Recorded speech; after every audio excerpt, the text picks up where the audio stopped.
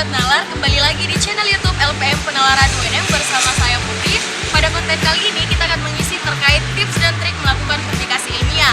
Nah, tentunya saya tidak akan membawakannya sendiri, tapi saya akan ditemani oleh salah satu orang penting di Universitas Negeri Makassar, yaitu Ayahanda Profesor Dr. Sunardiweda M.Phil.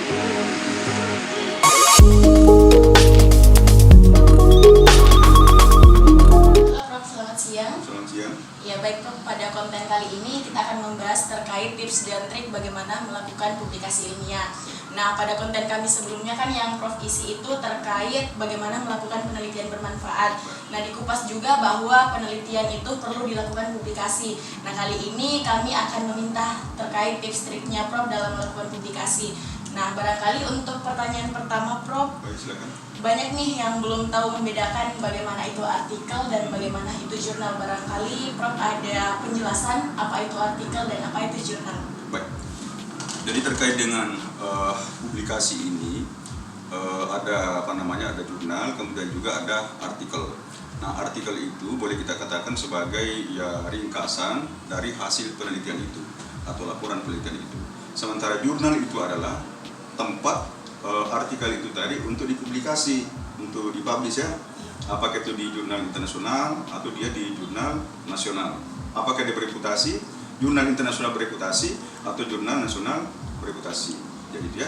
Oh ya, jadi itu tadi bahwa artikel itu adalah ringkasan dari sebuah penelitian, sedangkan jurnalnya adalah tempatnya Tempat ya? untuk publikasi. Iya. Jadi artikel tadi itu dipublikasi di jurnal itu, gitu ya. Iya. Jadi jurnal itu adalah tempat publikasi dari sejumlah artikel dari berbagai penulis atau dari berbagai negara, kan begitu ya. Oke, jadi itu tadi ya teman-teman terkait bedanya artikel dan jurnal. Selanjutnya untuk pertanyaan kedua, Prof, apa sih pentingnya publikasi ilmiah? Nah, pentingnya publikasi ilmiah ini menurut saya adalah jadi publikasi adalah sebuah keniscayaan. Itu ya, apalagi seorang akademisi, termasuk juga seorang mahasiswa, karena kita tahu bahwa di perguruan tinggi itu ada namanya tridharma perguruan tinggi, gitu ya. Yang pertama adalah pendidikan dan pengajaran, yang kedua adalah penelitian, dan yang ketiga adalah pengabdian kepada masyarakat. Nah, penelitian dan pengabdian ini itu ya seyogyanya dipublish. Apa yang telah menjadi laporan hasil penelitian itu dibuat dalam bentuk artikel ilmiah, lalu kita ya publikasi di jurnal internasional atau di jurnal nasional seperti yang saya katakan tadi sebelumnya. Iya, jadi publikasi itu sangat penting ya. Sangat penting karena publikasi ini mengangkat reputasi penulis itu sendiri. Kalau dia sebagai seorang dosen, maka ya reputasi dia sebagai seorang akademisi atau sebagai seorang tenaga pendidik atau pengajar atau dosen yang baik, kan begitu ya. Nah, makanya ya adik-adik semua, ketika misalnya ya seseorang mencari di Google misalnya, bagaimana reputasi seorang dosen misalnya, maka dibukalah di Sinta. Oh, rupanya si bapak ini atau si A ini memiliki publikasi di Google Scholar misalnya sekian, gitu ya. Kemudian dia memiliki tulisan atau publikasi di WOS misalnya, sekian jumlahnya. Demikian halnya misalnya di jurnal dan terindeks Scopus, demikian jumlahnya. Jadi tergambar di situ. Misalnya Anda ingin melihat siapa itu Sunardiweda, gitu ya. Buka di Google Scholar, muncul semua karya saya di situ. Atau buka di Sinta. Sinta ini ya tempat untuk mengidentifikasi karya-karya seorang peneliti atau misalnya dosen yang ada di negeri kita di Indonesia. Bukan saja Sinta, maka muncul semua, atau Scopus muncul semua, atau Google Scholar, maka di situ muncul semua karya-karya dari seorang dosen. Nah, itulah yang mengangkat reputasi kita. Bukan hanya reputasi saya sendiri pribadi, tetapi juga reputasi UNM sebagai lembaga di mana saya mengabdi sebagai dosen, gitu ya. Nah, di samping itu juga tentu Indonesia akan terangkat juga reputasinya. Kalau misalnya semua akademisi, semua guru besar, semua mahasiswa menulis atau berpublikasi, ya, saya kira begitu ya. Ya, jadi itu tadi bahwa sebuah pentingnya publikasi ilmiah tentu akan kembali kepada diri penulis. Betul. Dan mengangkat citra positif atau reputasi seorang penulis. Ya, selain kepada masyarakat juga ya, betul. dari hasil penelitian tersebut. Ya. Nah, barangkali ke pertanyaan ketiga, Prof, bagaimana sih tipsnya untuk memilih jurnal yang tepat untuk publikasi ilmiah? Jadi ya memilih jurnal ini kita lihat dulu apakah kita ingin publikasi pada jurnal nasional atau jurnal internasional. apakah kita ingin publikasi pada jurnal nasional bereputasi atau jurnal internasional bereputasi. Nah sekarang pertanyaan saya, yang mana yang dimaksud dengan bereputasi? Misalnya ya jurnal nasional yang bereputasi itu katakanlah dia ya terakreditasi gitu ya, dari kementerian Kemendikbud Ristek gitu ya. Nah sekarang ada ya Sinta 1, Sinta 2, Sinta 3, kemudian Sinta 4 gitu ya. Nah kalau misalnya dia jurnal internasional yang termasuk jurnal internasional bereputasi itu adalah terindeks oleh lembaga indeks yang bereputasi juga. Yang mana yang bereputasi itu? Katakanlah misalnya Scopus. Jadi semua artikel yang terpublish di jurnal yang terindeks Scopus itu adalah artikel yang bereputasi, jurnal yang bereputasi. Di samping Scopus ada namanya WOS, Web of Science, gitu ya.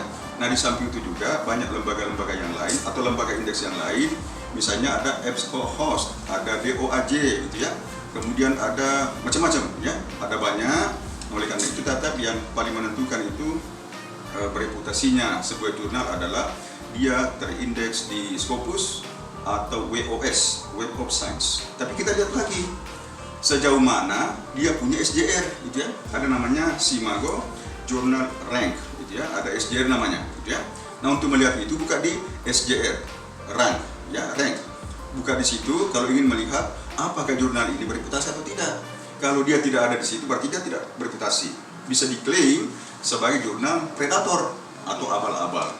Nah pertanyaan berikutnya, apakah misalnya artikel yang dimuat di jurnal yang tidak bereputasi tetap dinilai? Ya tetap dinilai, tetap ada kumnya, gitu ya. Tetapi beda kumnya dengan jurnal yang artikel yang terpublish di jurnal bereputasi tadi yang terindeks Scopus atau WOS. Katakanlah misalnya jurnal artikel yang terpublish di jurnal internasional bereputasi, katakanlah ya terindeks Scopus, dia Q1, kuartil 1 atau kuartil 2 gitu ya. SJR-nya misalnya 0,35 atau 30 ke atas gitu ya, karena memang itu misalnya orang ingin menjadi seorang profesor itu ada syaratnya. Katakanlah misalnya artikelnya terpublish di Scopus, di jurnal yang terindeks Scopus minimal kuartil 3 misalnya atau Q3. Kemudian SJR-nya 0, sekian misalnya, itu ada syarat-syaratnya sebagai syarat utama untuk menjadi seorang profesor, gitu ya. Nah, kalau misalnya dia bereputasi, terpublish di jurnal yang memiliki reputasi yang tinggi, katakanlah tadi terpublish di Scopus, kemudian juga terindeks di WOS, maka nilai kumnya itu bisa sampai 40. Tapi kalau misalnya dia jurnal internasional, tapi tidak terindeks di Scopus atau WOS, hanya terindeks di ProQuest misalnya, DOAJ misalnya, EBSCOhost misalnya, gitu ya, itu hanya dinilai sampai ya 20 maksimal, gitu ya. Kalau dia masuk di Scopus atau WOS, tapi tidak memiliki SJR atau dampak faktor, itu hanya maksimal sampai 30.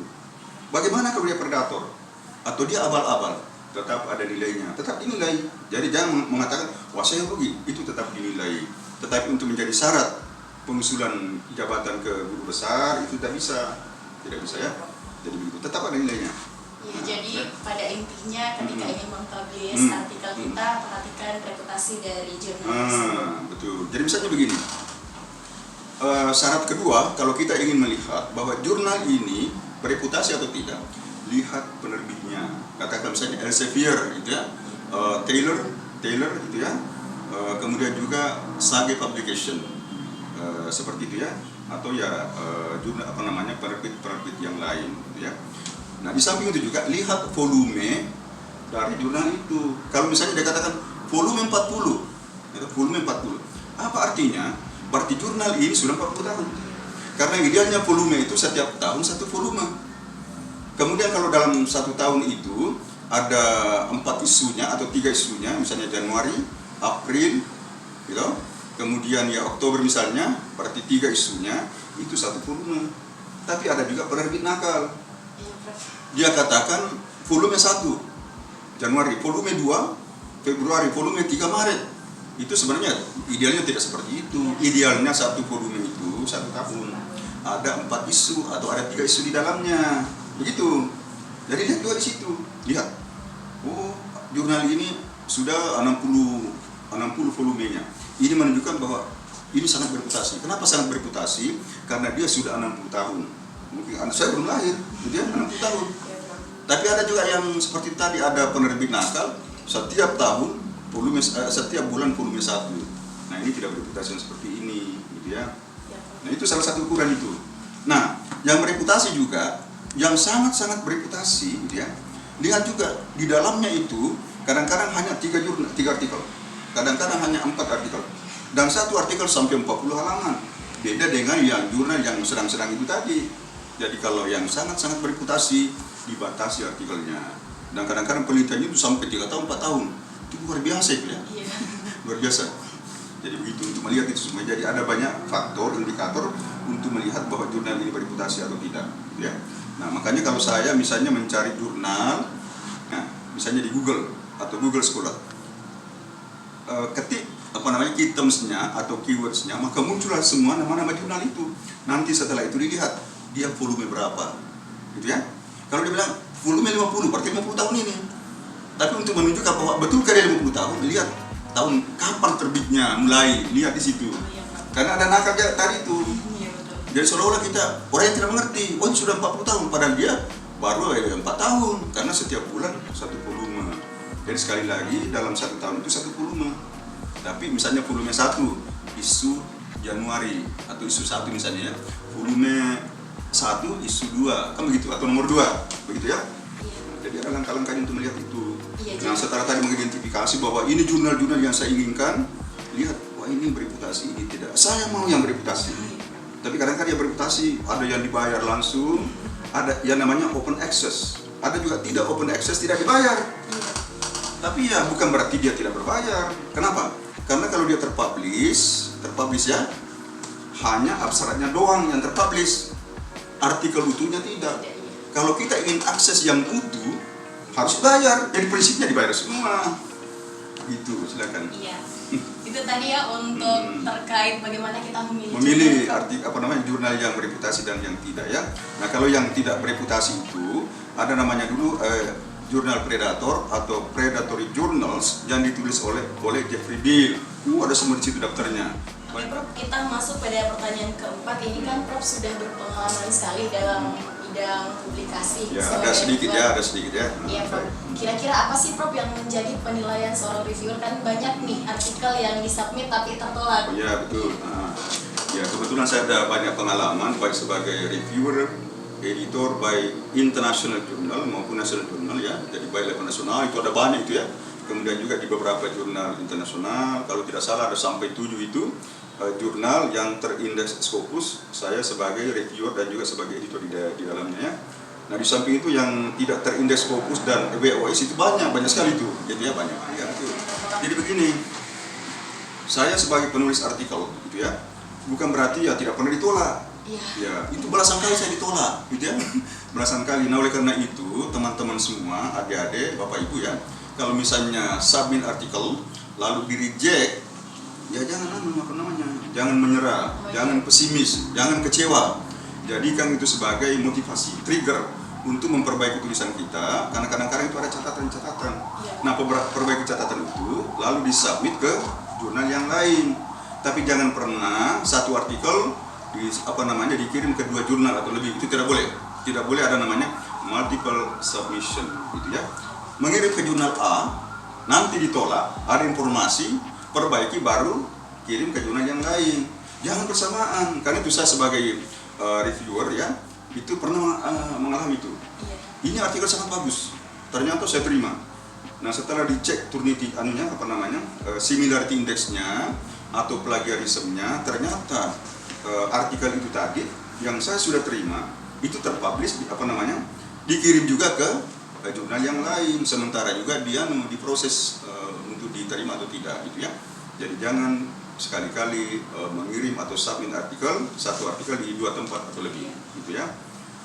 Nah, berikutnya adalah misalnya ya, saya sebagai reviewer, orang mengirim, tentu saya lihat dulu apa topiknya, relevan atau tidak gitu ya. Jadi baik dari judul sampai ke belakang kita lihat judulnya ini relevan atau tidak.